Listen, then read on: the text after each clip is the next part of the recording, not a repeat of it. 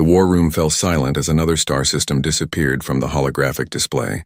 Admiral Thessa watched the red marker fade to black, her 4 compound eyes reflecting the dying light. That made 17 systems lost in the past month alone, 17 worlds where millions of coalition citizens had lived, worked, and dreamed of peace. Now they were gone, consumed by the Krell Dominion. Thessa's chitinous exoskeleton clicked softly as she moved around the circular table. The other members of the War Council sat in their designated positions, representing the 6 species that made up the Galactic Coalition. They had fought together for 47 years. They had bled together, suffered together, and slowly, inevitably, they were losing together. "The Krell advance continues," said Commander Vex, his scaled face impassive. The reptilian Saurian had seen more battles than anyone else in the room. "Our projections show they will reach the core worlds within 2 years.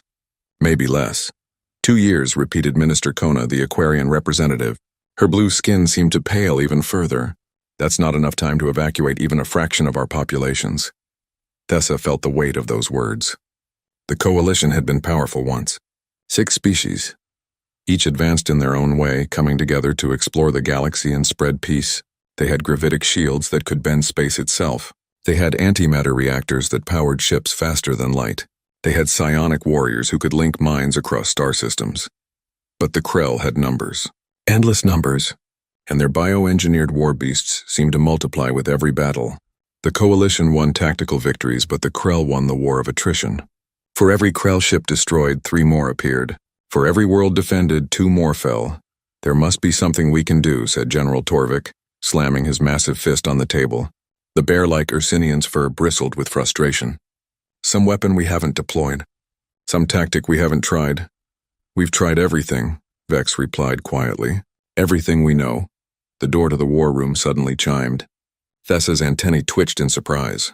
They were in the middle of a classified strategy session. No interruptions were permitted. "Enter," she said, her translator converting her clicking mandibles into standard galactic.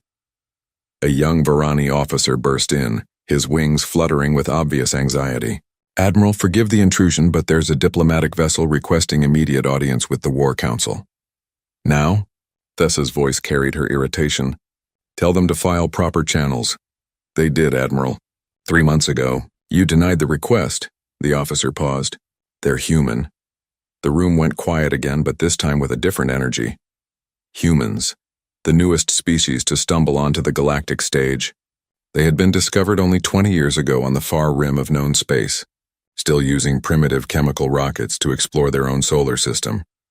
"Why would humans request an audience with the War Council?" asked Minister Kona. "I believe," said the officer nervously, "they want to help with the war." Several council members made sounds that their translators interpreted as laughter or disbelief. Help. The humans were barely spacefaring. Their fastest ships couldn't break light speed. They had no gravitic technology, no antimatter, no psionic abilities. They were, by every measure the Coalition used, centuries away from being ready for galactic affairs. "Send them away politely," Thessa said. "We have no time for symbolic gestures." "Admiral," the officer pressed, "they've been waiting for 6 hours. The human ambassador says she won't leave until you hear her message." Thessa's mandibles clicked in annoyance, but something in the officer's tone made her pause. "Very well. 5 minutes. No more." The human who entered the war room was small by galactic standards. She stood perhaps 1.7 meters tall, with brown skin and dark hair tied back in a simple style. She wore a plain blue uniform with minimal decoration. Everything about her appearance suggested a species that was practical, efficient, and young. Ambassador Maria Chen bowed slightly to the assembled council. "Thank you for seeing me, Admiral," members of the council. "I know your time is precious." "You have 5 minutes, Ambassador," Thessa said. "Speak." Chen walked to the holographic display, studying the map of the war. Red Krell territory spread like a cancer across one side of the galaxy. Blue Coalition space seemed to shrink even as they watched. "We know you're losing," Chen said simply. "We've been monitoring your broadcasts, studying your battles. The Krell will reach your core worlds in less than 2 years. Without help, the Coalition will fall." "We appreciate your concern," Vex said with barely concealed condescension. "But humanity is not yet ready to involve itself in galactic conflicts. Your technology is insufficient. Your numbers are small. You have one world and a handful of outposts. What could you possibly offer? Chen turned to face him directly. Everything, the word hung in the air. Minister Kona leaned forward. Ambassador, please understand. We don't question your courage. But this war requires capabilities your species simply doesn't possess. You don't have shields. You don't have antimatter weapons. You don't have FTL drives beyond the most basic models we sold you. You're right, Chen agreed. We don't have those things, but we have something else, something you need more than advanced technology. And what is that? Asked Thessa. Experience, General Torvik snorted. Experience? You've been in space for barely 4 centuries. We've been spacefaring for over 12,000 years. Chen's expression didn't change. How many wars has the Coalition fought?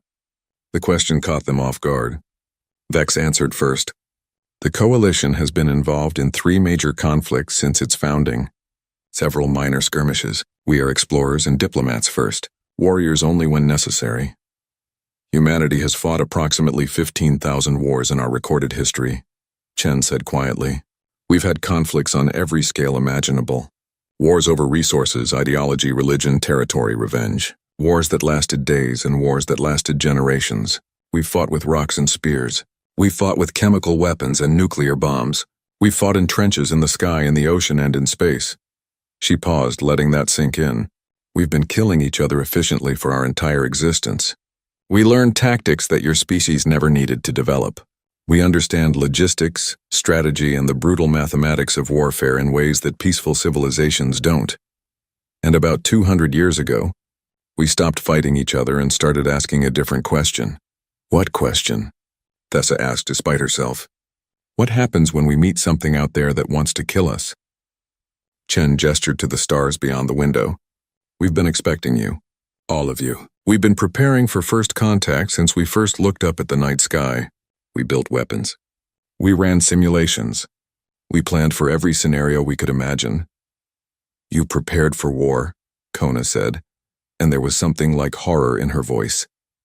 We prepared for survival, Chen corrected. There's a saying from old Earth, if you want peace, prepare for war. We wanted peace. We hoped for peace, but we prepared for the alternative. General Torvik stood, his massive frame towering over the human. Even if what you say is true, what can you offer? One species against the Krell Dominion? We offer one ship, Chen said. One crew. Let us fight alongside you. Let us show you what we can do. If we fail, you've lost nothing. If we succeed, she smiled slightly, you might learn something. One ship, Vex repeated. Against the Krell Armada. One ship, Chen confirmed. For now. If it proves effective, we have more in production. Many more. Thessa looked around the table. They were desperate. That was the truth of it. The Coalition was dying, and desperate people considered desperate options. A human ship would be useless in any strategic sense, but perhaps as a gesture of unity, it might boost morale. And if it failed, when it failed, they could at least say they tried everything. Very well, Ambassador, Thessa said finally. Send your ship. We'll integrate it into our defense fleet, but understand that we cannot guarantee its safety. The Krell show no mercy. We don't expect mercy, Chen said. We never have. She was turning to leave when the warning klaxons screamed throughout the station. Emergency lights flashed red. Every screen in the war room switched to incoming transmissions. A Coalition frigate appeared on screen, its hull scarred and smoking. The captain's face was streaked with blood. This is Captain Moros of the frigate Defender. Tertius Prime is under attack. Krell forces. Static consumed the transmission. Another voice broke through. This is Tertius Prime ground control. We have 150 Krell warships in orbit. They're launching drop pods. We need immediate assistance.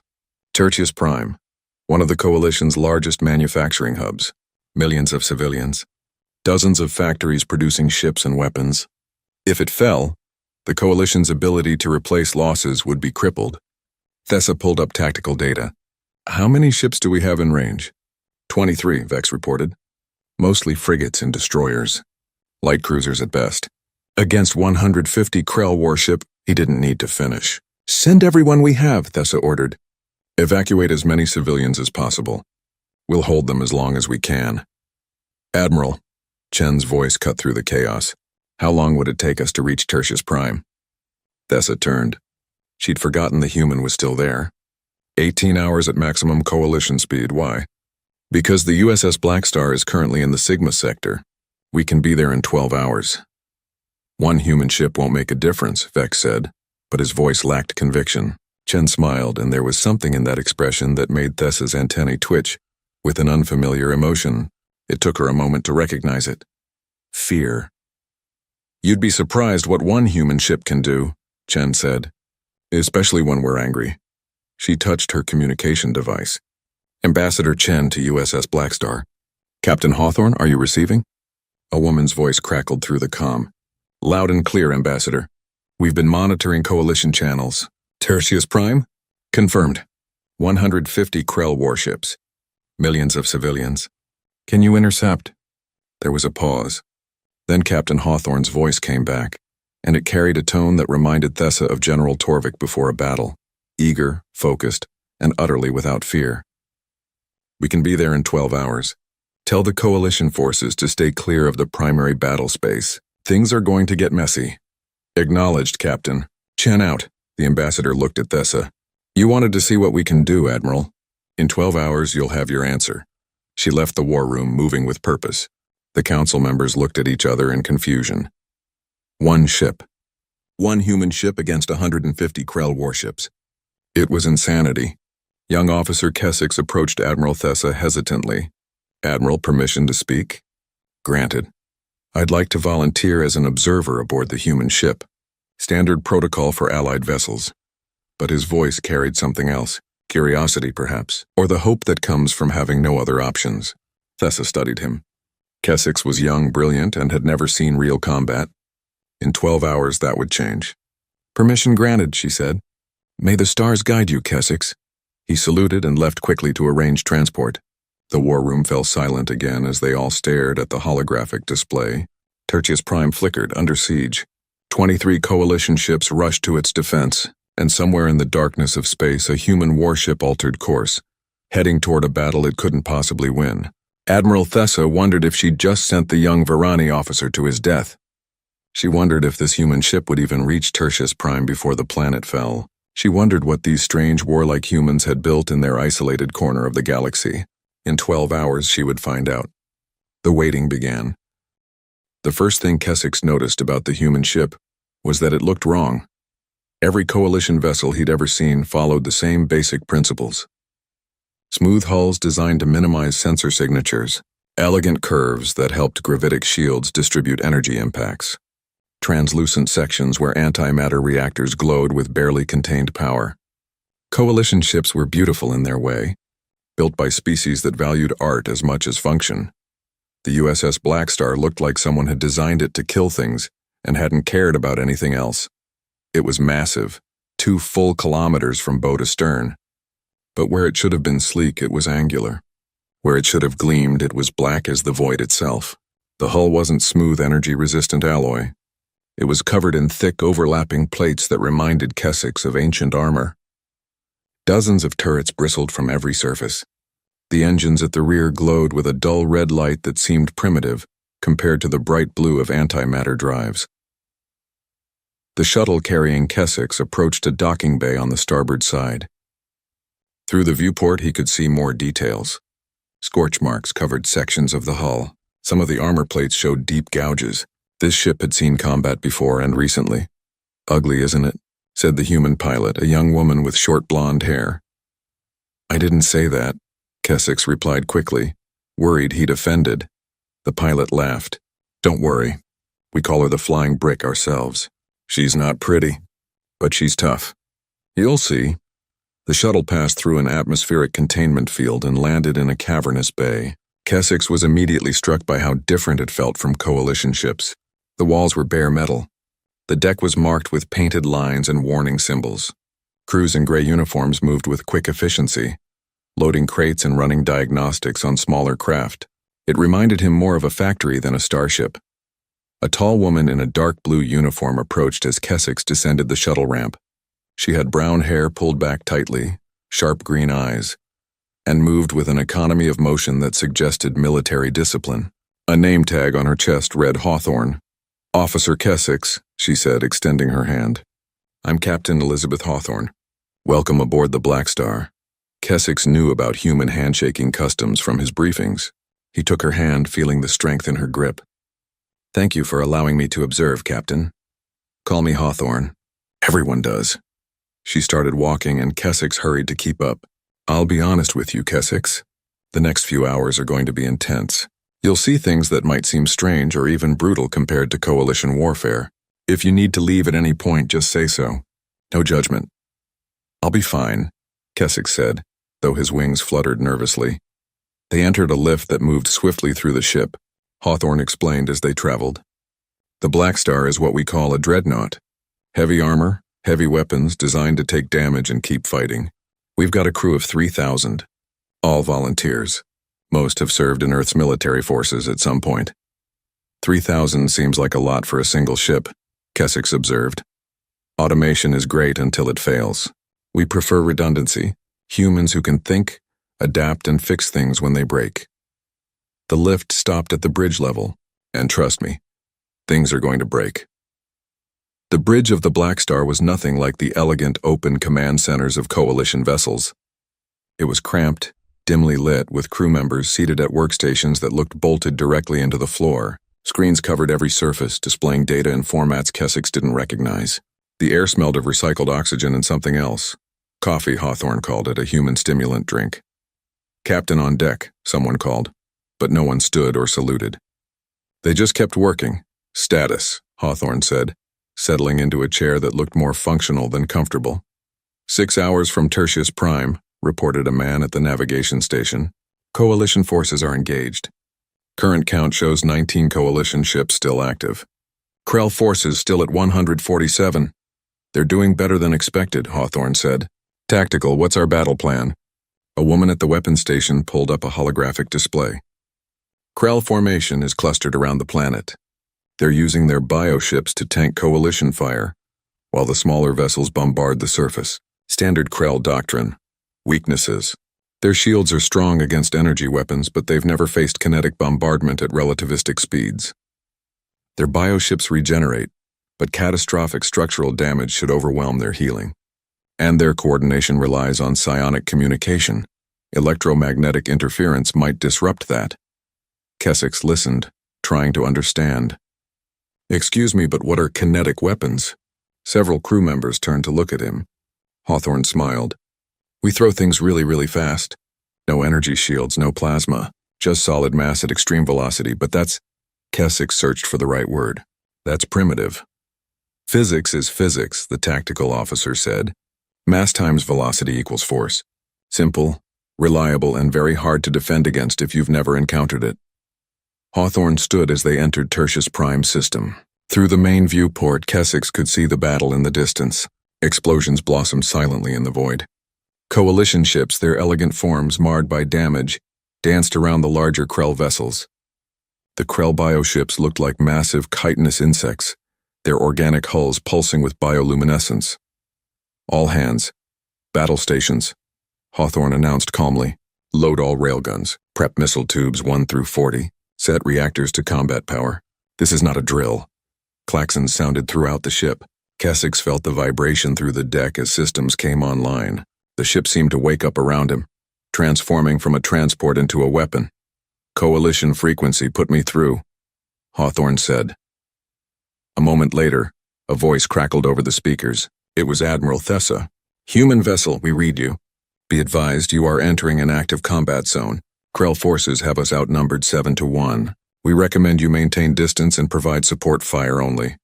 Negative, Admiral, Hawthorne replied. We're going in. Recommend your forces pull back 300 kilometers. Pull back? Captain, we're barely holding them now. Pull back, Hawthorne repeated, and there was steel in her voice. In 2 minutes, this entire grid is going to become a kill zone. I don't want to hit friendlies. There was a pause. Then Thessa's voice, uncertain. Acknowledged. Coalition forces fall back to defensive position Beta. Kessex watched the tactical display as the coalition ships began to retreat. The Krell, sensing weakness, pressed forward. Their formation tightened, pursuing what they thought was a defeated enemy. Perfect, Hawthorne muttered. Tactical, how many in that cluster? 73 ships. They're grouped within a 5-kilometer radius. Target-rich environment. Hawthorne sat forward. Railguns lock onto the largest bioships. Fire on my mark. Missiles prep a full-spread nuclear warheads. Engineering house our ablative armor. Forward sections at 100%, Captain. Good. We're going to need it. Hawthorne took a breath. All stations confirm ready. One by one, the crew members reported in. Keswick felt his pulse quicken. The Blackstar was accelerating now, heading straight toward the Krell formation. Straight toward certain death, Captain, Keswick said hesitantly. Shouldn't we use evasive maneuvers? Hawthorne glanced at him. We're not built to dodge. We're built to take the hit and hit back harder. She turned to the weapons officer. Railguns fire, the ship shuddered. Through the viewport, Keswick saw tracers streak toward the Krell lines, except they weren't energy beams. They were solid projectiles, moving so fast they glowed from atmospheric friction. The math hit Keswick a second later. If the weapons officer had mentioned relativistic speeds, that meant the first tungsten rod struck a Krell bioship at 40% light speed. The explosion was like a miniature sun being born. The kinetic energy released was beyond anything Keswick had seen in coalition warfare. The bioship didn't just explode, it vaporized. The shockwave rippled outward, slamming into nearby vessels, cracking their organic hulls. 3 more shots. 3 more detonations. 4 Krell ships gone in seconds. They're moving to intercept us, the tactical officer reported. 20 vessels breaking formation. Let them come, Hawthorne said. Missiles away. The Blackstar shuddered again as dozens of missiles launched from concealed tubes. These weren't the guided antimatter torpedoes the Coalition used. These were long, cylindrical objects with massive engines strapped to them. Torch missiles, Hawthorne called them. Nuclear reactors pushing them to speeds that would tear apart anything less robust. The Krell ships fired back. Energy beams lanced across space, striking the Blackstar's hull. But instead of the shields flickering and dispersing the energy, the beams simply burned into the armor. The thick plates glowed red, then white, then ablated away in clouds of vaporized metal. Forward armor at 70%, someone reported. Acceptable, Hawthorne said calmly, as if losing 30% of their protection was routine. The torch missiles reached the Krell formation and detonated. Not near the ships, inside the formation. Keswick realized with horror that the missiles were tipped with nuclear warheads. 50 megaton yields, detonating in rapid sequence. The electromagnetic pulse washed over the Krell fleet. Their shields held they were designed to stop energy weapons. But something else happened. The bioships began to twitch and spasm. Their bioluminescence flickered. Several crashed into each other as their coordination failed. What's happening to them? Keswick asked. Their ships use organic neural networks for control, Hawthorne explained. EMP doesn't just fry electronics. It disrupts biological electrical signals too.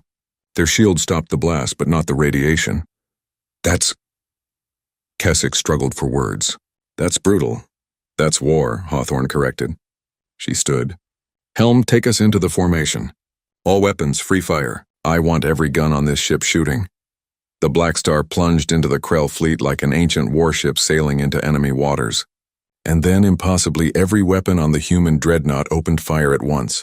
Railguns hammered out tungsten rods. Missile tubes launched a continuous stream of warheads.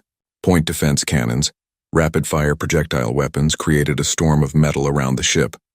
Even weapons Keswick didn't recognize began firing. Lasers for point defense, plasma cutters for close range, and something the crew called coil guns that accelerated ferrous slugs using magnetic fields. The Blackstar didn't fight like a coalition ship, using precision strikes and tactical positioning. It fought like a berserker, weapons blazing from every angle, armor ablating under enemy fire, pushing deeper into the enemy formation. It fought the way Keswick imagined ancient warriors must have fought, brutal, direct, accepting wounds to deliver killing blows. A Krell cruiser came alongside, trying to board. The Blackstar's point defense shredded the boarding craft, then fired a broadside of missiles at point-blank range. The cruiser broke in half. Krell dreadnought emerging from hyperspace, Tactical warned. It's twice our size. Keswick looked at the display. The Krell dreadnought was enormous, bristling with organic weapon pods and surrounded by a shield that glowed with sickly green light. Hawthorne didn't hesitate. Set course. Ram speed, Captain. Even the experienced crew seemed shocked.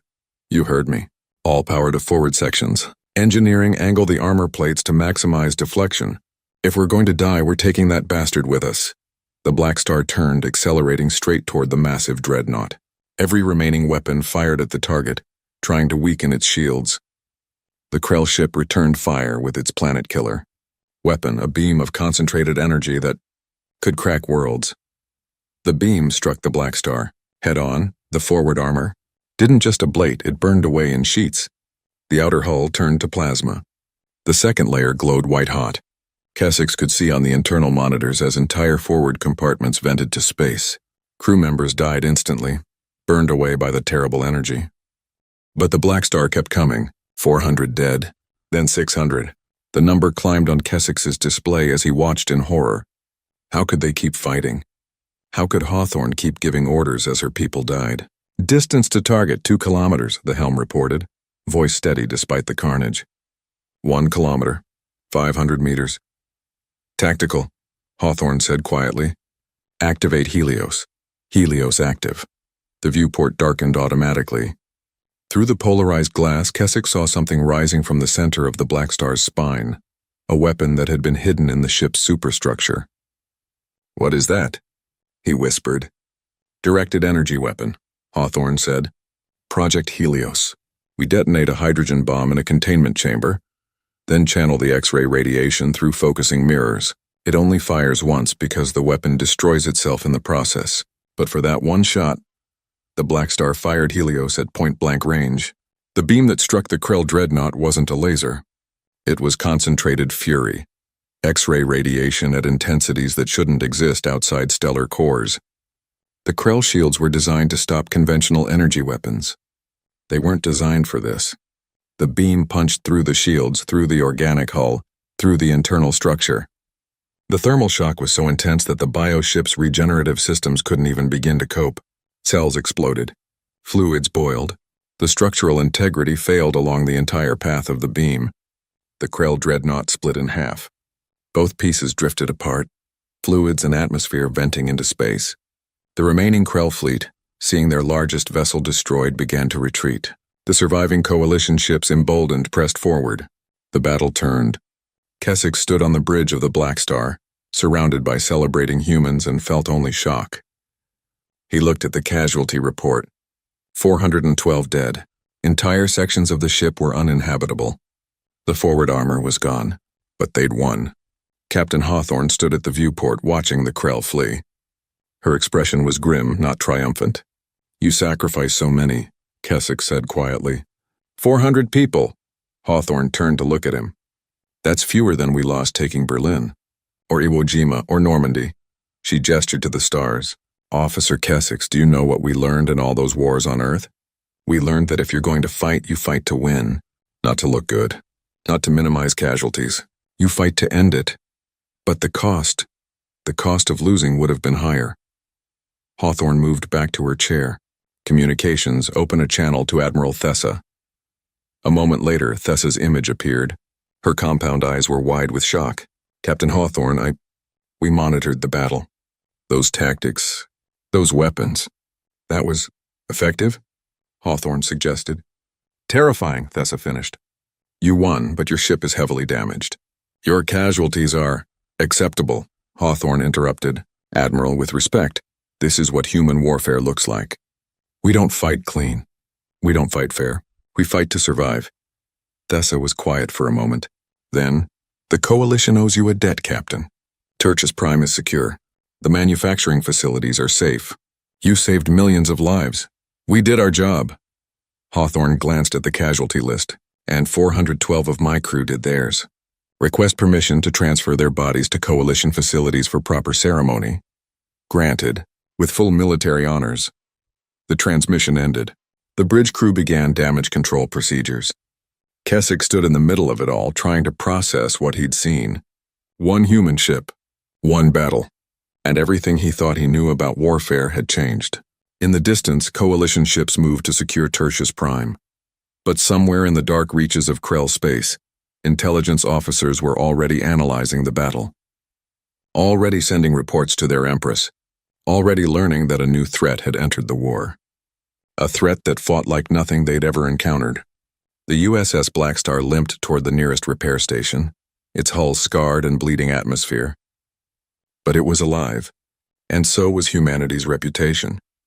The memorial service was held 3 days after the Battle of Tertius Prime. Kessex attended, standing among the coalition officers who had come to pay their respects. 412 human crew members had died in the battle, and each one was honored individually. Captain Hawthorne stood at the podium reading names. The ritual seemed important to humans, acknowledging each loss, each sacrifice. In coalition tradition, they honored the fallen collectively, but humans needed to remember them one by one. Lieutenant Commander Sarah Chen, age 34 engineer, died when Section 12 lost pressure. Hawthorne's voice remained steady. Ensign Marcus Webb, age 22, weapons technician, died at his post during the Helios firing sequence. The list went on and on. Kessex felt each name like a physical weight. These weren't just statistics. They were individuals who had walked the corridors of the Blackstar, who had laughed and worked and dreamed. Now they were gone. When the ceremony ended, Kessex found himself standing beside Admiral Thessa. She'd come personally from Coalition Command, along with several other high-ranking officers. They watched as human crew members filed past a wall where photos of the dead had been displayed. "I've reviewed the battle recordings 12 times, Thessa said quietly. "I still can't believe what I saw." "The tactics were reckless," said Commander Vex, who stood nearby, "flying directly into enemy fire, ramming an enemy dreadnought, detonating nuclear weapons in close proximity to their own ship. It's suicide." "It worked," observed General Torvik. The Ursinian warrior seemed impressed despite himself. "Brutal, yes, but effective." Ambassador Chen approached their group. She'd been on Tertius Prime during the battle, helping coordinate civilian evacuations. "Admiral, members of the Council, thank you for attending." "Ambassador," Thessa said, "we need to discuss what happened. Those weapons, those tactics, they're unlike anything we've seen. Your people fought with a ferocity that borders on—" She struggled for the word. "Savage?" Chen suggested. "I was going to say desperate." Chen smiled sadly. "We've always been desperate, Admiral. We're a young species on a hostile world. We evolved as persistence hunters. We couldn't outrun our prey, so we chased them until they collapsed from exhaustion. We couldn't survive alone, so we formed tribes and then nations and then a global civilization. Every step of our history has been a fight for survival." "But you've achieved peace on your world," Kona said. "Why maintain such aggressive military capabilities?" "Because peace is something you build and maintain," Chen replied. "On Earth we have a saying, peace through strength. We learned that lesson the hard way through centuries of conflict." Hawthorne joined them, still in her formal uniform. She looked exhausted. The past 3 days had been spent coordinating repairs while simultaneously dealing with inquiries from Coalition Command.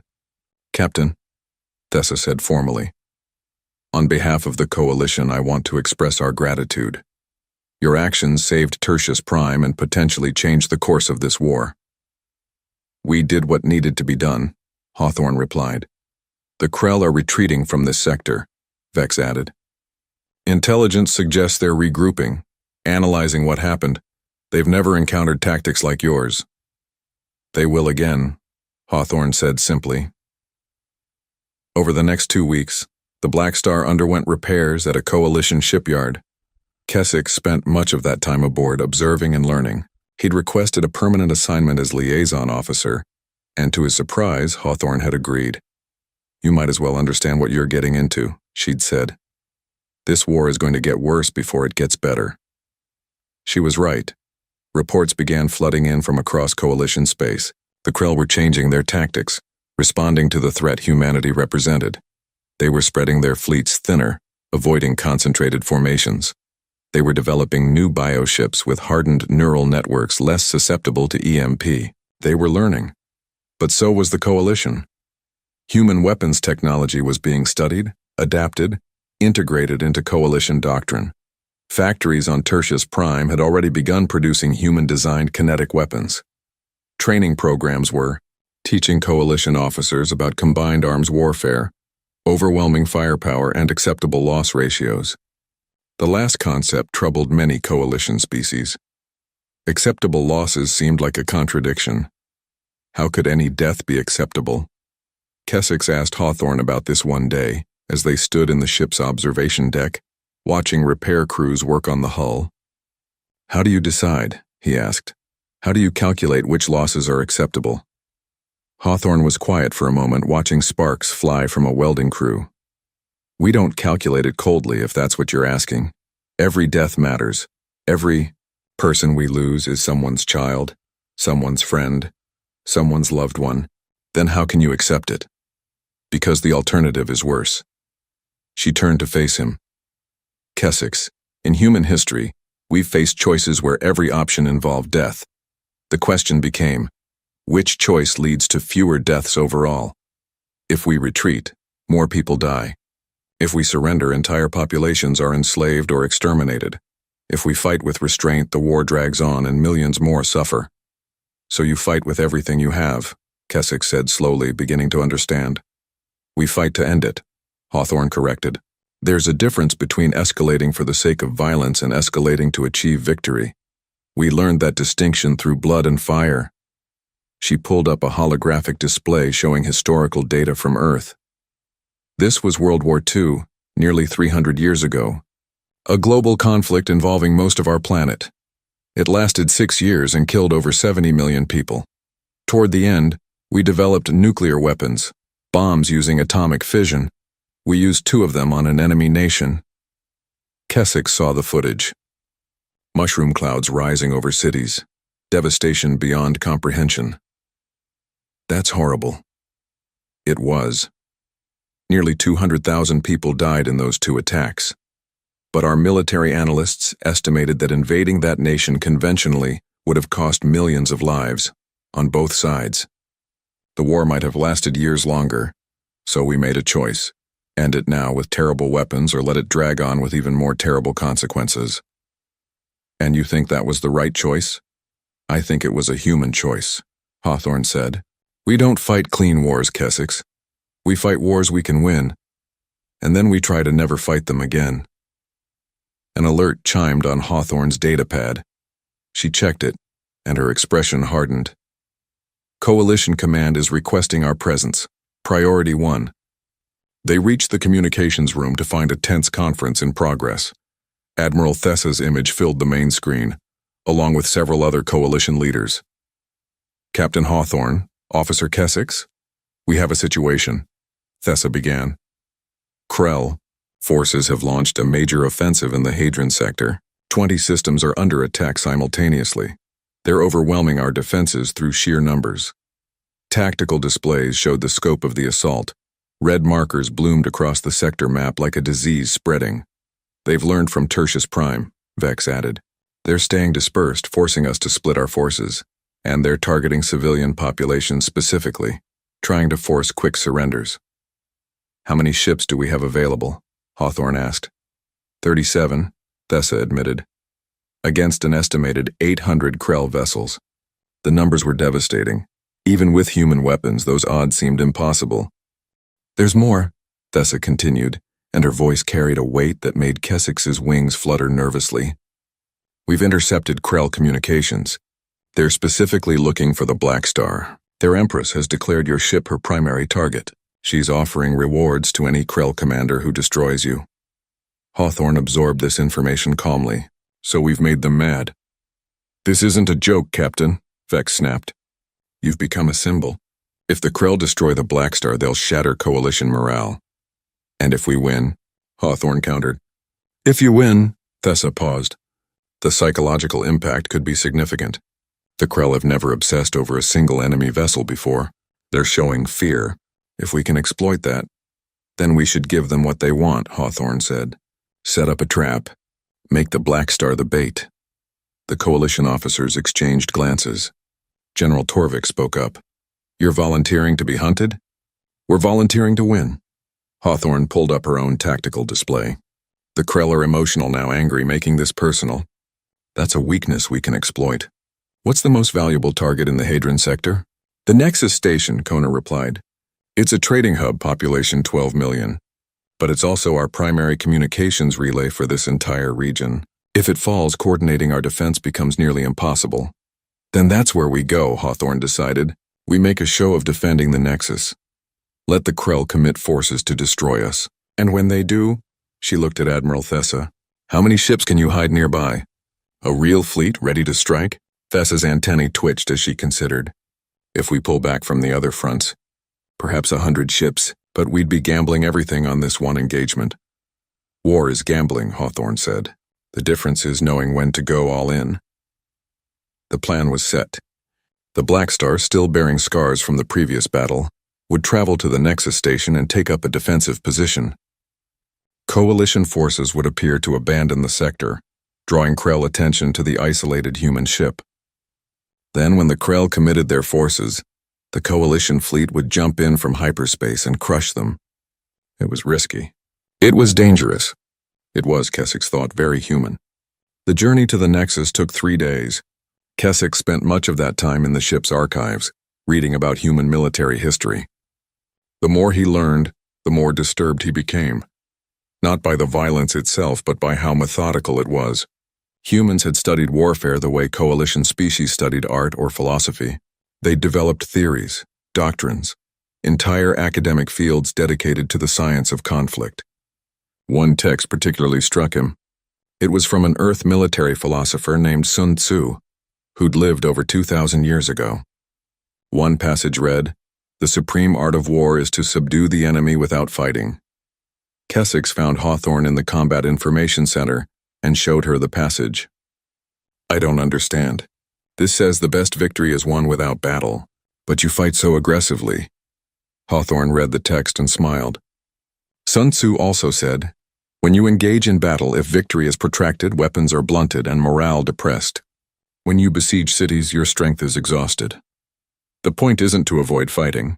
It's to fight in a way that ends things quickly. So all this brutality is mercy," Hawthorne finished. "A quick, decisive war saves more lives than a prolonged conflict. That's why we hit hard, fast, and with overwhelming force. Not because we're cruel, but because we want it to be over." The Blackstar arrived at the Nexus station ahead of schedule. The massive orbital structure hung against the stars, a gleaming testament to Coalition engineering. Millions of people lived and worked there, unaware of the trap being set around them. Hawthorne positioned the Blackstar between the station and the most likely Krell approach vector. Then they waited. The Krell didn't keep them waiting long. Within 6 hours, sensors detected the approaching fleet. Not just a fleet, an armada. 200 ships with more arriving by the minute. "They really want us dead," commented the tactical officer. "Good," Hawthorne replied. "Let them commit. Communications, send the signal to Admiral Thessa. It's working." Keswick watched the displays as the Krell fleet formed up. 250 ships now, then 300. The trap was working. They were so focused on destroying the Blackstar that they were pouring forces into the sector. But something felt wrong. The numbers kept climbing. 350. 400. That was more than intelligence had suggested the Krell would commit. "Captain?" The sensor officer called out, voice tight with worry. "I'm reading additional hyperspace signatures. Multiple contacts emerging from—" "Oh no. Report," Hawthorne snapped. 600 contacts. 700. "Captain, they're bringing everything they have." Keswick felt his heart sink. This wasn't just an ambush, it was an execution. The Krell weren't being emotional or reckless. They were being smart. They were committing overwhelming force to guarantee the Blackstar's destruction. "Where's our support fleet?" Hawthorne demanded. "Coalition forces are 20 minutes away," Keswick reported, checking his datapad with trembling hands. "We don't have 20 minutes. Hawthorne stood, studying the tactical display. 700 Krell ships were now in system and more were arriving. The Coalition fleet, 100 strong, would be outnumbered 7-1 even if they arrived in time. The Krell fleet began to advance. They moved slowly, maintaining formation, not giving the Blackstar any opening to exploit. "All hands battle stations," Hawthorne announced. "This is going to be rough. Engineering, push the reactors to the red line. I want every weapon system at maximum capacity. Load everything we have." Keswick approached her station. "Captain, this isn't a battle. This is suicide." Hawthorne looked at him with those sharp green eyes. Officer Kessex, do you know what we learned from all our wars? We learned that sometimes the right choice isn't the one that lets you survive. Sometimes the right choice is the one that lets others survive. She touched her communications panel. Nexus Station, this is Captain Hawthorne. Begin immediate evacuation. All civilian transports are to depart the system. We'll buy you as much time as we can. The station administrator's voice crackled back. Captain, there are 12 million people here. We can't evacuate everyone in time. Then evacuate who you can, Hawthorne said firmly. And pray the coalition gets here fast. She turned to her crew. People, we all knew this was a possibility. The Krell want to destroy us. They want to break coalition morale. They want to prove that human tactics, human courage, human sacrifice means nothing. She paused. Let's show them they're wrong. The bridge crew responded with grim determination. No cheers, no bravado. Just professionals doing their jobs, knowing those jobs might be the last thing they ever did. The Krell fleet opened fire. 700 ships all targeting the Blackstar simultaneously. The universe turned to fire, and the Blackstar impossibly began to fight back. The first salvo from 700 Krell warships should have vaporized the Blackstar instantly. Energy beams converged on the human dreadnought from every angle, each one powerful enough to destroy a coalition frigate. The ship's ablative armor burned away in massive sheets, glowing white-hot as tons of protective material turned to plasma. But the Blackstar was built for this. Designed for this. The outer armor ablated exactly as intended, carrying away the heat. The second layer held. For now. Return fire, Hawthorne ordered calmly, as if they weren't surrounded by an overwhelming enemy force. All weapons full spread. Make them pay for every meter they advance. The Blackstar unleashed everything it had. Railguns hammered out tungsten rods at relativistic speeds. Missile tubes spewed forth nuclear-tipped warheads in a continuous stream. Point defense cannons created a sphere of protective fire around the ship. Laser batteries targeted incoming ordnance. Every weapon system operated at maximum capacity. Krell ships died. 1, then 3, then a dozen. But for every Krell vessel destroyed, 2 more pressed forward. The mathematics were brutal and simple. Even with superior weapons, even with better tactics, there were too many. Armor integrity at 40% reported damage control. Hull breaches on decks 7 through 12. Ceiling now. Kessex clung to a support rail as the ship shuddered from another barrage. Around him, the human crew worked with mechanical efficiency. No panic, no fear in their voices, just constant updates, damage reports, target acquisitions. How could they be so calm? Captain, coalition forces are 15 minutes out, the communications officer announced. We need to last 15 minutes, Hawthorne said to herself. Then louder, Helm, evasive pattern Delta. Use the station's gravity well for cover. Make them work for their shots. The Blackstar banked, its massive bulk moving with surprising agility. They dove toward the Nexus Station, using the orbital structure as a shield. Krell fire struck the station's shields, causing them to flicker and fail in sections. Civilian transports were still evacuating, streaming away from the station in desperate flights. How many evacuated? Hawthorne asked. 3 million so far, Kessex reported, checking the station's transmissions. 9 million still aboard, not enough time. They'd never evacuate everyone before the station fell. A proximity alarm shrieked. 6 Krell biocruisers had broken from the main formation, circling to flank the Blackstar. Their organic hulls pulsed with bioluminescence as they prepared to fire at close range. Boarding action, Tactical warned. They're trying to latch onto our hull. Hawthorne's expression hardened. Security teams to the breach points. Vent affected sections if necessary. They don't get aboard my ship. Kessex had seen recordings of Krell boarding tactics. They used bioengineered warriors, massive creatures with armor-like carapaces and appendages that could tear through metal. Coalition forces typically retreated from sections being boarded, sealing them off and hoping for rescue. But when the Krell breaching pods latched onto the Blackstar's hull and began burning through, they encountered something they'd never faced before: human Marines. The boarding action lasted 11 minutes. The humans didn't retreat. They met the Krell warriors in the narrow corridors with weapons that seemed primitive: chemically propelled projectiles, explosive devices, even close combat weapons like blades. But the ferocity of the defense was unlike anything in Krell experience. Humans didn't just fight, they counterattacked.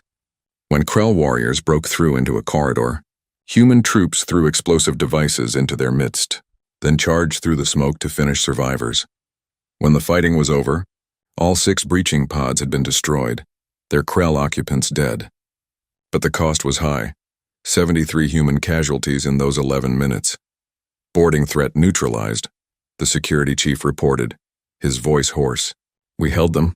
Good work, Hawthorne said. Then, without missing a beat, Tactical Fire Plan Gamma.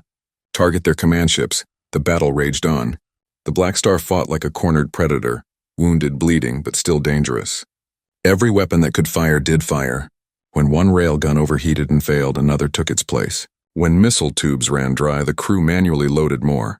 The ship was coming apart around them, entire sections venting to space, casualties mounting by the minute. And still it fought. Kessex watched the casualty counter climb. 500 dead, 800. 1,000. The numbers became meaningless, just data on a screen. But each number represented a person, someone who'd stood at their post, done their duty, and died for it. Coalition fleet arriving in 3 minutes, communications announced. We might actually make it, the tactical officer said, surprise evident in her voice. That's when the sensors detected something new, something massive emerging from hyperspace at the edge of the system. Contact, the sensor officer called out. Mass reading is... That can't be right. Report, Hawthorne demanded. Captain, it's bigger than a moon. It's... alive. Biological readings are off the scale. The view screen automatically adjusted and Kessex felt his blood freeze. The thing that emerged from hyperspace was beyond comprehension. It was organic, pulsing with bioluminescent patterns. It had a mouth, if that was the right word, large enough to swallow entire ships. Tentacles that stretched for kilometers, and it was moving toward the Nexus station. What is that? Kessex whispered. Krell planet killer, Hawthorne said grimly. We've seen them in intelligence reports. Bioengineered creatures that consume worlds. They've only deployed 3 in this entire war. Can we stop it? Not with what we have left. Hawthorne pulled up what remained of their weapons inventory. Most systems were damaged or depleted. They had maybe 5 minutes of combat capability left before the Blackstar became a floating wreck. The Coalition fleet burst from hyperspace right on schedule. 100 ships, the largest force the Coalition had assembled in months. They immediately engaged the Krell Armada, and the space around the Nexus became a maelstrom of fire and death. But the planet killer ignored them all. It moved toward the station with terrible purpose, its maw opening wider. 9 million people were still aboard that station. 9 million lives about to be consumed. Admiral Thessa's voice came over the command frequency. All ships concentrate fire on the planet killer. We have to stop it! The Coalition fleet tried. Energy weapons, antimatter torpedoes, every advanced weapon in their arsenal struck the creature's hide. And it simply regenerated. Its bioorganic structure could repair damage faster than they could inflict it. It's not working, Vex reported, desperation creeping into his usually calm voice. We can't penetrate deep enough to reach vital organs. Hawthorne stood at her command station, studying the tactical display. Kessex could see her mind working, calculating.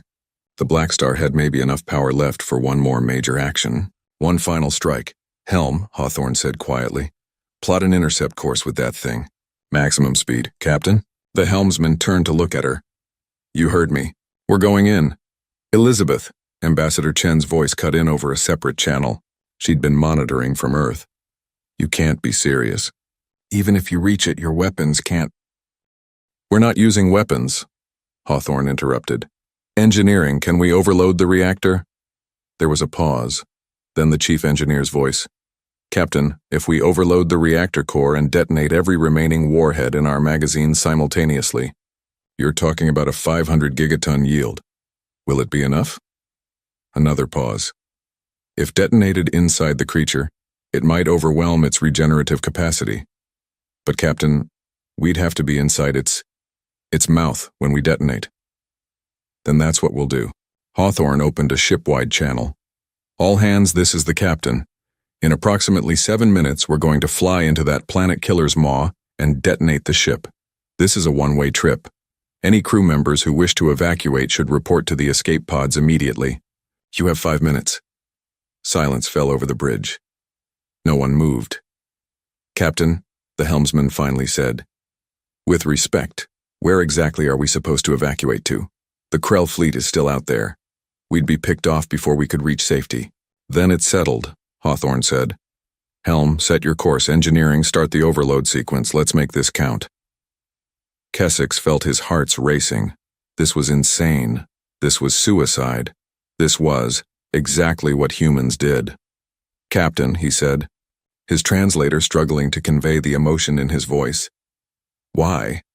Why sacrifice yourself like this? Hawthorne looked at him, and in her eyes, he saw something that transcended species. Not resignation, not despair. Determination. Because 9 million people are on that station, she said simply. And we have the power to save them.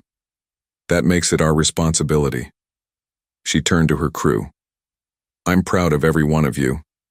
If there's an afterlife, we'll have one hell of a story to tell. If there isn't, she smiled, then we'll go out making the biggest explosion in galactic history.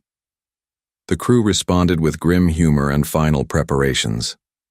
The Blackstar turned, disengaging from the Krell fleet, and accelerated toward the planet killer. The massive creature seemed to notice them, tentacles reaching out, but the human ship dodged and weaved, using every last bit of maneuverability it had. Coalition fleet, clear the blast radius, Hawthorne transmitted. This is going to get messy. Captain, you don't have to do this, Thessa pleaded. We can find another way. There is no other way, Hawthorne replied. And Admiral, when this is over, build more ships like the Blackstar. Teach your people what we taught you. Win this damn war. We will, Thessa promised. I swear it. The Blackstar entered the planet killer's engagement range. Organic weapons, bioplasma projectors, acid sprays, things that defied easy classification, struck the ship. What little armor remained burned away. Hull plating buckled. Internal systems failed across multiple decks. But the ship kept coming. Reactor overload at 90%, engineering reported. All warheads armed and slaved to the primary detonation sequence. Distance to target? Hawthorne asked. 500 meters. 400. 300. The planet killer's maw opened wider as if to welcome its prey. The Blackstar flew directly into it, past the ring of teeth-like structures into the creature's massive throat. Kessex saw the internal walls of the creature closing around them, pulsing with organic life. Digestive acids began eating at the hull. The ship groaned as pressure built from all sides. Now, Hawthorne said simply. The chief engineer pressed the final authorization code. Reactor overload at 100%. Detonation in 3, 2, 1. On the bridge of her flagship, Admiral Thessa watched in horror and awe as the planet killer suddenly bulged from within. For a moment, nothing seemed to happen. Then light, brilliant, terrible light, erupted from inside the creature. The explosion was visible from half a system away, 500 gigatons of destructive force detonating inside the planet killer's body. The creature didn't just die, it disintegrated. The shockwave pulverized organic tissue.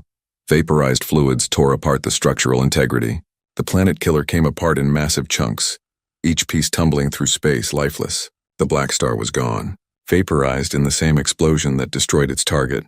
The Krell fleet, witnessing the destruction of their ultimate weapon and the death of the ship they'd feared most, began to retreat. The coalition forces, emboldened and enraged by the sacrifice they'd witnessed, pursued without mercy. The battle of the Nexus station was over. The coalition had won, but the victory tasted like ashes. Back on Earth in the command center of United Earth Forces, Ambassador Chen stood at a window overlooking the blue planet below. She'd watched the Blackstar's final moments on the tactical feed. She'd heard Hawthorne's last transmission. Behind her, the Secretary General of Earth's government approached. Ambassador, we've received word from Coalition Command. The Blackstar is gone. All hands lost. Chen didn't turn around. How many did they save? 9 million people on the Nexus station. Countless others who would have died if the Krell fleet hadn't been broken. The Coalition is calling it the turning point of the war. Elizabeth knew, Chen said quietly. She knew what it would cost. They all did? There's something else, the Secretary General continued. Krell communication intercepts indicate that their Empress is furious. She's calling the Blackstar's destruction a symbol of human weakness. She's mobilizing a grand armada, over 2,000 ships. And their target, he paused, is Earth. Chen finally turned around. They're coming here? To our homeworld? Intelligence suggests they want to destroy humanity before we can build more ships like the Blackstar. They see us as a threat now. A genuine threat. Chen walked to the strategic display showing Earth and its solar system. Have we informed Coalition Command? Yes, Admiral Thessa is offering to send evacuation support. She says they'll hold the Krell at the outer colonies as long as possible. Give us time to evacuate the civilian population. What did you tell her? I told her we'd give our answer in an hour. The Secretary General studied Chen's expression. Ambassador, be realistic. We have 5 operational warships, none as powerful as the Blackstar. Against 2,000 Krell vessels, we don't stand a chance. We should evacuate while we can.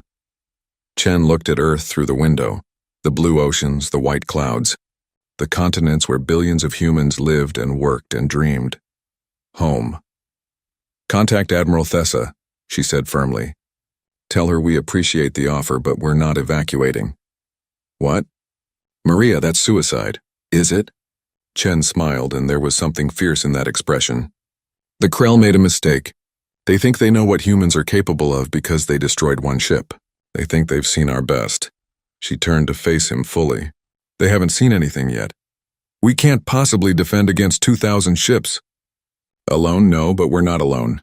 We have 4.7 billion people on Earth, 600 million in the Mars colonies, 300 million in the asteroid settlements. We have orbital platforms, defense satellites, weapons we've been building since we first looked up at the stars and wondered what was out there. Chen's voice grew stronger. The Krell are bringing the fight to us, to our home, and they're about to learn something important. What's that? That when you back a predator into a corner, it doesn't run. Chen pulled up the defense grid for Earth's solar system. It bares its teeth. Contact Coalition Command. Tell them the Krell are welcome to try, and start activating every defense system in Seoul, every single one. Maria, even with all our defenses, the Krell think they've broken us, Chen interrupted. They think destroying the Blackstar proved we can't stand against them. They're about to find out why every human war, every human battle, every human sacrifice throughout our history was just practice. She looked at Earth again. They're about to find out what happens when you attack a human homeworld. The Secretary General studied her expression and saw the same determination that Captain Hawthorne had shown in her final moments, the same resolve that had carried humanity through every trial in its violent history. God help them, he whispered. God won't, Chen replied. But we will. The word went out across human space. The Krell were coming. Every colony activated its defense systems. Every orbital platform loaded its weapons. Every ship capable of fighting was recalled to Seoul. And on Earth, in bunkers and command centers and military bases across the planet, humanity prepared for the largest battle it had ever fought. The Blackstar was gone, but its spirit lived on, and the Krell Grand Armada, assembled with such confidence, began its journey to Earth, unaware they were flying toward something far more dangerous than any single ship. They were flying toward humanity's homeworld. They were flying toward humanity's anger, and they had no idea what was waiting for them. The Krell Grand Armada arrived at Earth's solar system with the confidence of inevitable victory. 2,100 warships strong, it was the largest single fleet the Krell Dominion had ever assembled. Their empress had promised them an easy conquest, one primitive world, defended by a species too young to understand real warfare. They emerged from hyperspace at the edge of the system, their bioships pulsing with anticipation. Scouts spread out mapping the defenses. What they found should have been a warning. Earth's solar system wasn't just defended, it was a fortress. Krell Fleet Commander Vraktis studied the sensor data with growing unease. The asteroid belt between Mars and Jupiter had been militarized. Every significant rock held weapons platforms or mining facilities that could be converted to weapons. Mars itself bristled with orbital defense stations. The moon had been transformed into something the Krell had never seen before. A massive weapons battery, its surface dotted with railgun installations. And Earth. Earth was surrounded by a network of satellites, platforms, and defensive positions so dense it looked like a technological sphere around the planet. They've fortified their entire system, Vraktis reported to the Empress via long-range communication. This isn't a colony world. This is a military installation. Because they've lived in fear their entire existence, the Empress replied, her translated voice dripping with contempt. They're a paranoid species jumping at shadows. Press the attack. Show them what real power looks like. The Grand Armada advanced, 2,000 ships against one system. The mathematics seemed simple. On Earth, in the unified command center buried beneath the Rocky Mountains, Ambassador Chen watched the Krell fleet approach. Around her, military commanders from every nation on Earth monitored their sections of the defense grid. Krell fleet has crossed the heliopause, announced the sensor chief. Estimate 24 hours until they reach Mars orbit. Good, Chen said calmly. That gives us time. Status of our forces? All orbital platforms operational, reported Admiral Martinez of the Earth Defense Fleet. Moon batteries are charged and ready. Mars colonies have evacuated civilians to underground shelters. The asteroid belt defense network is online. How many ships do we have? 8 operational warships. 3 are Blackstar-class vessels. They're ready for deployment? Chen felt a pang at that. 3 new ships bearing the name of the one they'd lost. The shipyards had worked miracles to complete them in time, but they were still under-trained crews on new vessels. Still, they were human. They'd adapt. What about coalition support? Someone asked. Admiral Thessa has dispatched a relief fleet, Chen replied, but they're 4 days away. We're on our own for this fight. The room fell silent. 8 human ships against 2,000 Krell warships. The odds were worse than suicidal. Then we'd better make those 4 days count, Martinez said grimly. Give the order. Activate all defensive measures. It's time to show them what happens when you attack Earth. The Krell fleet's first indication that something was wrong came when they reached the orbit of Uranus. Long-range weapons from hidden platforms in the outer system opened fire. Kinetic projectiles accelerated to incredible speeds. Nuclear-tipped missiles that had been waiting in cold orbit for weeks. The barrage destroyed 12 Krell ships before they even realized they were under attack. They have weapons this far out? Vractus was genuinely surprised. Who fortifies the outer reaches of their system? Humans who have been expecting invasion for 300 years, his tactical officer replied. As the Grand Armada advanced, it became clear that every astronomical unit of space was contested. The humans had built defenses everywhere. Drones hiding in Saturn's rings, missile platforms disguised as asteroids, automated defense systems that activated as the Krell passed. It was death by 1,000 cuts, each cut small but adding up. By the time the Krell fleet reached Jupiter, they'd lost 47 ships. Not enough to stop them, but enough to make them cautious. This is taking too long, Vractus complained. We're supposed to overwhelm them, not fight for every meter of space. That's when the human ships finally appeared. They came from 3 directions. Emerging from Jupiter's magnetic shadow where sensors had been partially blinded. 8 vessels against 2,000. The Krell sensors identified 3 as Blackstar-class dreadnoughts, similar to the ship they'd destroyed at the Nexus. The others were smaller, cruisers and frigates. The Krell fleet should have laughed at such hopeless odds. Instead, they remembered what one Blackstar had done at Tertius Prime. They remembered how it had fought, how it had bled them. Engage with overwhelming force, Vractus ordered. I want those ships destroyed now. 400 Krell vessels broke formation to intercept the human ships. The humans didn't retreat.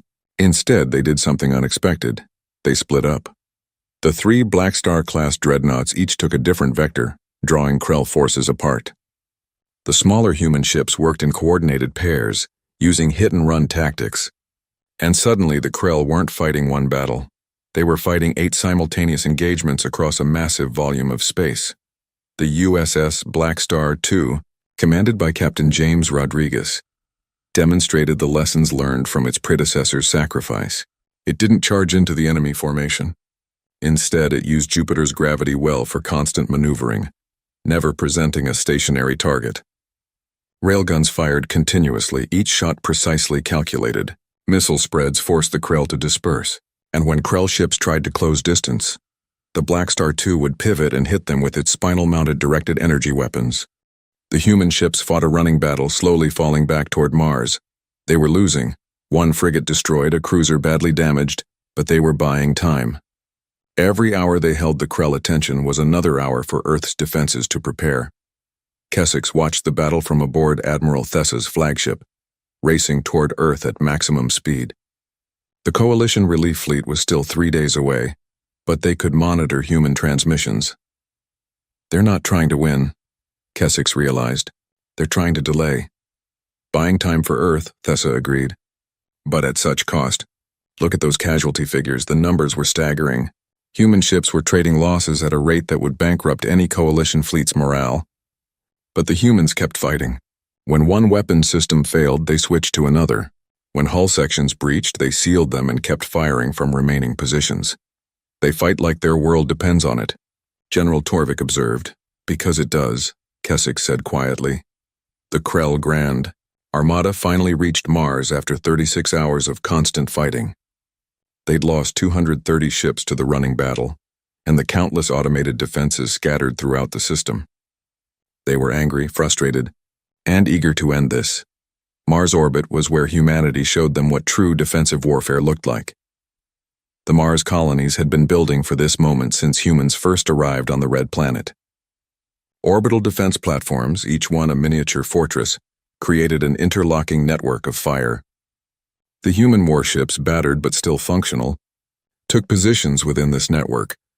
When the Krell fleet attacked, they ran into a buzzsaw.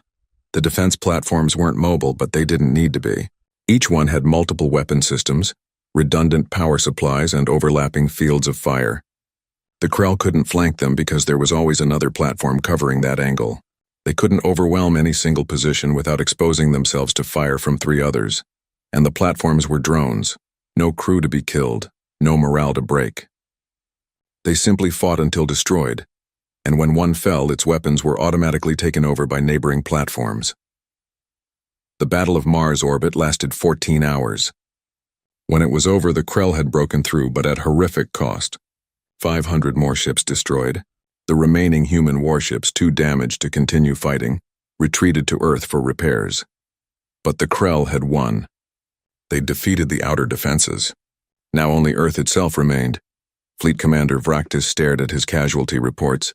730 ships lost out of 2,100. Over 1/3 of the Grand Armada, destroyed fighting through a single star system. And they hadn't even reached the main target yet. The Empress will not be pleased, his second-in-command observed.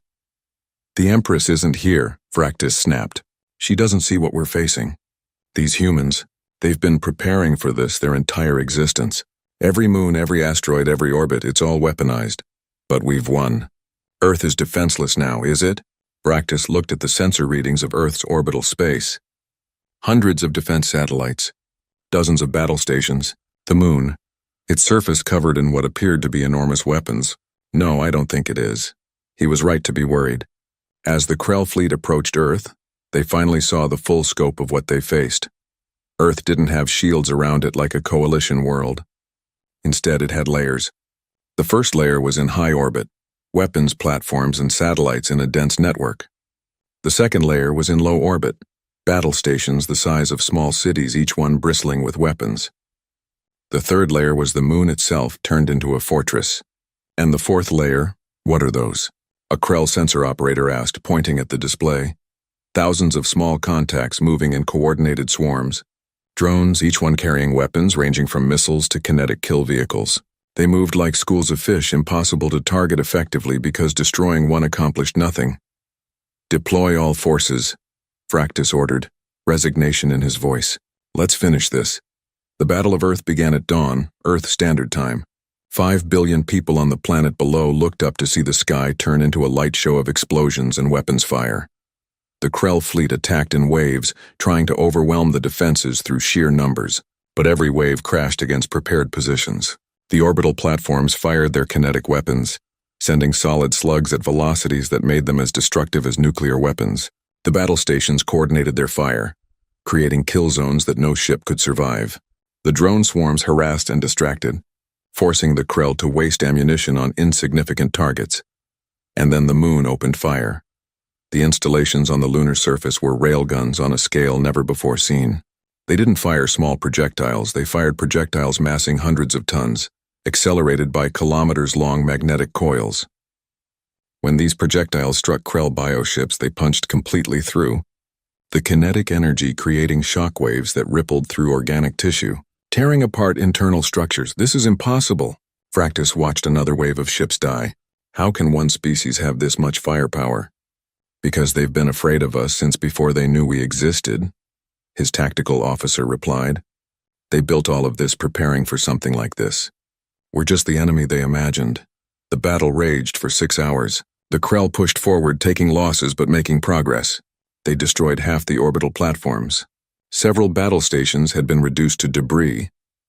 The moon batteries were firing less frequently, either damaged or conserving ammunition.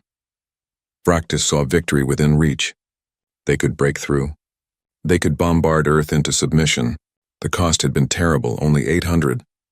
Ships remained of the original 2,000, but they could still win. That's when the sensors detected new contacts emerging from the Earth-Moon Lagrange points. Ships, human ships. Not 8 this time. Dozens of them, each one a Blackstar-class dreadnought or something similar. Where did they come from? Fractus demanded.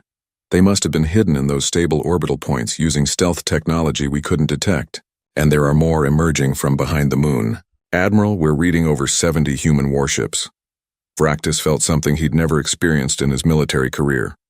Fear. The USS Blackstar III led the charge. Its sister ships followed. Fresh crews, undamaged hulls, full magazines. They'd been waiting, hidden, for the exact moment when the Krell fleet was most committed, most vulnerable. Ambassador Chen had been right. The Krell had made a mistake. They'd thought they'd seen humanity's best at the Nexus station. They'd been wrong. The human ships tore into the Krell formation with coordinated precision. They didn't fight like desperate defenders now. They fought like apex predators who'd lured their prey into a trap. Every tactic learned through centuries of warfare, every lesson bought with blood, every strategy developed through generations of conflict, it all came together in this moment. The Krell fleet broke. For the first time in the war, a Krell armada turned and retreated. They'd come to destroy humanity, and instead, humanity had destroyed them. Of the 2,100 ships that had entered Earth's solar system, fewer than 200 escaped. The Battle of Earth was over. On the bridge of her flagship, now finally arriving in Sol system, Admiral Thessa watched the aftermath in stunned silence. Debris from thousands of ships orbited Earth like a new asteroid belt. The human defense systems, battered but operational, maintained their positions. And the new human warships, so many of them, moved through the wreckage searching for survivors to rescue. They won, Thessa said, unable to quite believe it. Against odds that would have destroyed any coalition world, they won. The Krell won't recover from this, Vex observed. They've lost their Grand Armada. The psychological impact will be enormous. Kessex looked at Earth through the viewport. That small blue world had just changed the course of galactic history. What do we do now? Now? Thessa turned to him.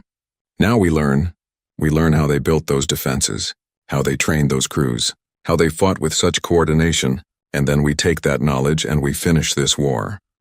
The transmission came from Earth, Ambassador Chen requesting a conference. When her image appeared, she looked exhausted but triumphant. Admiral Thessa, Chen said. Thank you for coming. Though as you can see, we managed without you. Ambassador, what I just witnessed, Thessa struggled for words. Your people's capacity for warfare is beyond anything we imagined. The preparations, the weapons, the tactics. We've had a lot of practice, Chen replied. And we've been expecting something like this since we first looked at the stars. Our entire civilization is built on one assumption. Someday, someone or something will try to destroy us. We prepared accordingly. The Krell won't stop, Vex warned. This defeat will enrage them. Good, Chen said firmly. Let them be angry. Let them throw everything they have at us. We'll be ready. And in the meantime, she gestured off-screen, and the view shifted to show shipyards in Earth orbit. Dozens of new vessels under construction, each one a warship. We're building a fleet, not just for defense, for offense. You want to take the fight to them, Thessa realized. We want to end this war, Chen corrected. The coalition has been playing defense for 47 years. That's 47 years too long. It's time to stop reacting and start acting. She leaned forward. Admiral, how many worlds has the Krell conquered? Over 400 systems. Trillions of beings enslaved or killed. Then we have 400 systems to liberate, Chen said. And we have the weapons, the tactics, and the will to do it. The question is, does the coalition? The question hung in the air. For decades, the coalition had fought to preserve what they had, to minimize losses, to survive. The idea of actually winning, of taking the war to the enemy and ending it, seemed almost foreign. But humanity had just proven it was possible. One species, one star system, defeating an armada that should have been unstoppable. We do, Thessa said finally. Yes, we do. 6 months later, Keswick stood at the memorial on Tertius Prime. The monument had been expanded. It now honored not just the original Blackstar crew, but all those who'd fallen in the Battle of Earth. Human and coalition names alike, etched in stone that would stand for centuries. The war had turned. Using human tactics and weapons, the coalition had gone on the offensive. System after system was being liberated.